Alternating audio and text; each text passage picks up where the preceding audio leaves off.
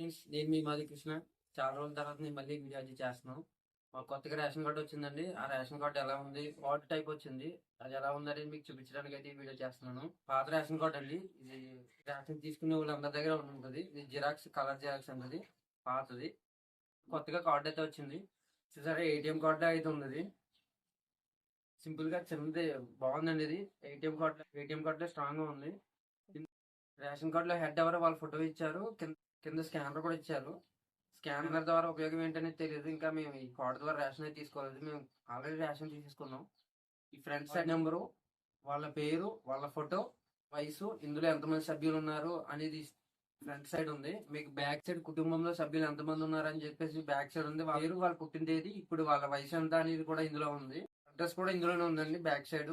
Card భలే ఉంది, ATM card లాగా. మీరు చూస్తున్నారు కదా, ఏటీఎం లో అడ్రస్ ఉంటుంది కాబట్టి మీరు ఫ్రీ బస్ కూడా వాడుకోవచ్చు అండి. మీరు ఆధార్ కార్డే కాదు, ఈ రేషన్ కార్డు కూడా వాడుకోవచ్చు అంట. ఇప్పుడు ఈ కార్డు ఎలా వచ్చింది అనేది చెప్తాను మీకు.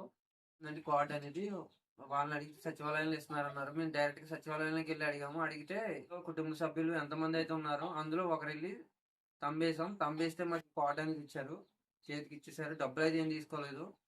కార్డు అయితే బాగుంది. కొత్త కార్డు, రేషన్ కార్డు అంటున్నారు కదా, కార్డు అయితే ఇదండి. మీకు ఫోటో డిస్ప్లే చేస్తాను నేను.